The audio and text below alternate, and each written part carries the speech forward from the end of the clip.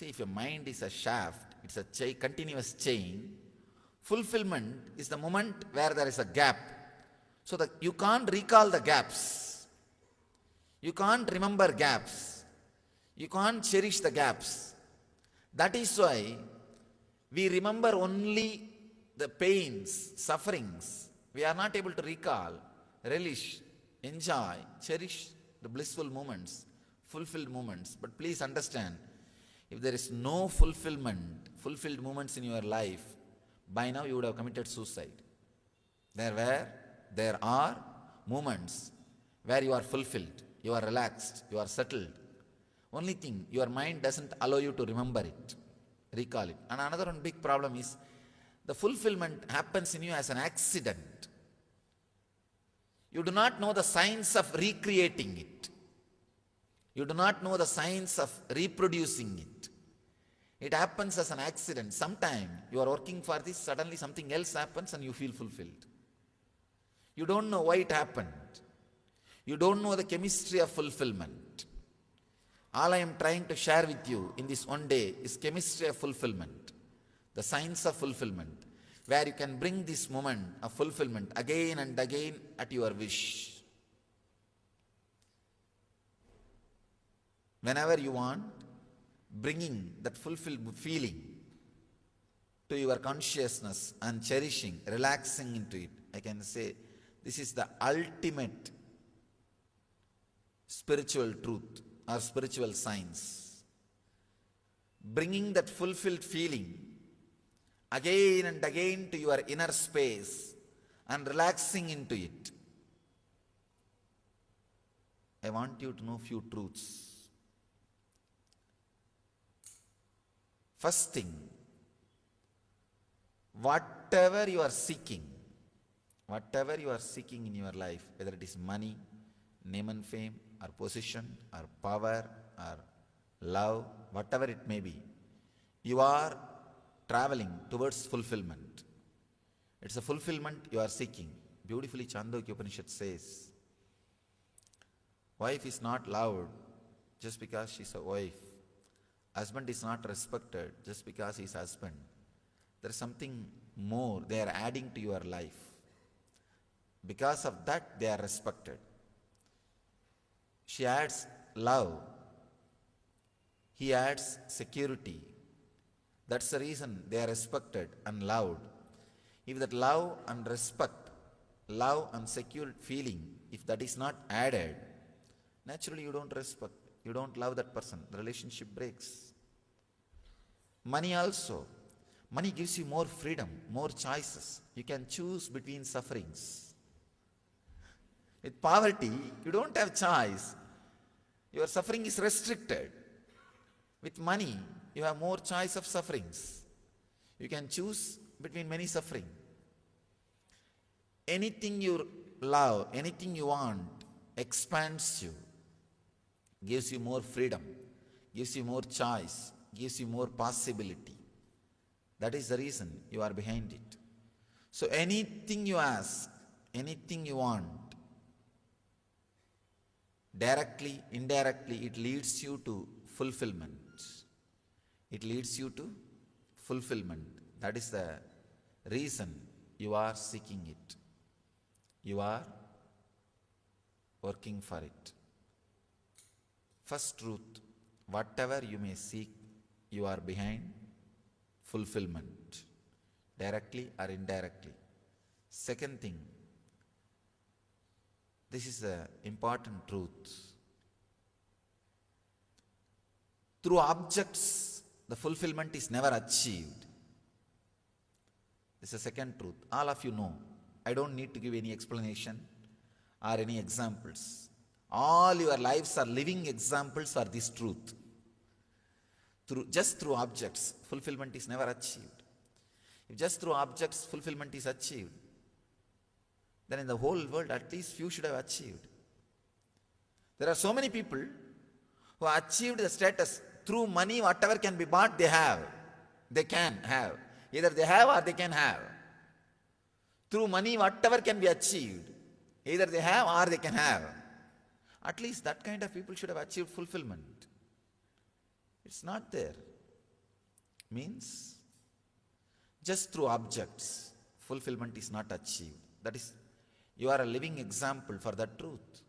Almost everyone is living example for that truth. I want to share my experience, the third truth. When you travel towards fulfillment directly, when you seek fulfillment directly, please understand, it may look little illogical, but I am sharing the straight truth, my experience with you.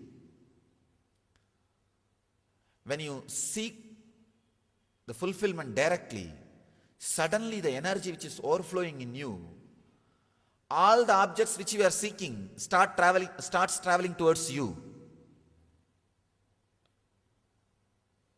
That is what I say. That's why I say bliss attracts fortune. The tremendous energy overflowing in you, suddenly all the objects towards which you were traveling starts traveling towards you.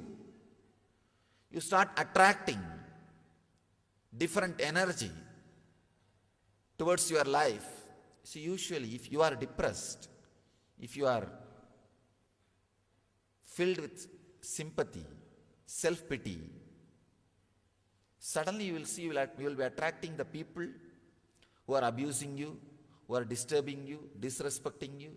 You will be attracting situations, everything very abusive, very disrespectful. You are carrying the blueprint of your life. Whatever blueprint you carry, you reproduce it, you expand it and express it in the outer world. If the blueprint changes, if you are different, if your quality of awareness differs, your whole life has to change. Please understand, if you are seeking, what you are seeking, there is a very subtle truth I want you to understand. If the object of your seeking is changed, if the object of your seeking is deepened, the seeker's quality is deepened. Please understand, it's a very subtle truth. What you are seeking in your life, if that has changed, the seeker's quality, your very consciousness changes. What you are seeking in your life directly plays a role in your consciousness. I have seen, if people have become spiritual seekers, suddenly wealth accumulates around them. Many people come and complain to me. No, Swamiji, after I became seeker, I lose interest in the outer world, my business. I tell them, no, something seriously wrong in you. Your suppressed laziness now wants to take over you. All of us have suppressed laziness. Many times we want to take a vacation, especially when you see a palace like this. Suddenly you think, I should go and stay like this in a resort like this for a few days. You have suppressed desire for vacation, that laziness, that takes over you. That you call it as spirituality or seeking. No. When a real seeking starts in you, when you are really clear about your seeking goal, suddenly you see your personality becomes deep. Anything you look, anything you see, anything you experience become deep. Please understand. I have seen in my experience, the seeking transforms the seeker. I am not even saying achieving. Achieving secondary. Achieving is the ultimate luxury, the great joy, that is different. I am not even talking about achieving. I am talking about just seeking. Just simple seeking. Suddenly your whole personality becomes deep. A different depth is experienced by your personality. Actually, when you fall in love, suddenly you will see that you start sacrificing beyond the imagination or limits you conceived. Lover, beloved, is a person who awakens the sacrifice dimension which is inside you but which is not known to you. Who awakens that dimension is a beloved. Same way, master is a person who awakens the seeking dimensions which is inside you, which is not known to you. When the dimension is awakened, suddenly you see you are totally different. Your consciousness is different. You attract love, wealth, health, everything. And the cognitive shift happens in you. Just 2 days before we had a satsang in Mysore. This is the subject. I was talking about living enlightenment. The essence is this. Whatever I was speaking that day, today we will see all the truths experientially. We will internalize it through meditation. That day we didn't have time. We didn't have time even for question answer. I had to finish answering 4 or 5 questions. There were many questions. I had to finish answering few questions. Anyhow, today we'll internalize these truths experientially by meditating. Seeking completely changes your consciousness. When you start seeking, yoga and kshema happens to you. In Gita, Krishna says, yoga kshemam vahamyaham. That is what he means. When the energy travel, the direction of your energies travel, when it changes, yoga and kshema starts happening in you. Yoga means achieving all the objects which you are seeking. Kshema means staying with them, or those objects staying with you. Both starts happening inside you when the seeking happens. That is what Krishna means. Yoga kshemam vahamyaham sarvadharman parityajya mam yega saranam vraja aham tva sarvabhavepyo mokshayikshami masuchaha. He says in the 18th chapter. When you drop all the way of living and completely surrender and relax, you will see you are completely liberated. Ordinarily it looks too egoistic. How can a man who walked on the earth can liberate? Of course, now you won't feel hurt because he's not in the physical body. But if somebody who's in the physical body says, this is too much. Anyhow, another one sloka is Ananyas chintayanto mamyechana pariyuvasate desham nityavayuktanam yogakshemam vahamyaham. Understand, when I repeat these 2 statements, I am responsible for it. I may be repeating, but I am responsible for both statements.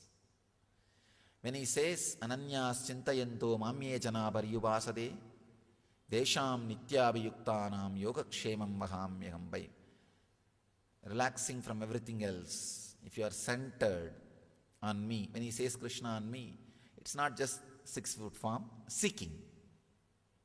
A deep seeking of higher consciousness.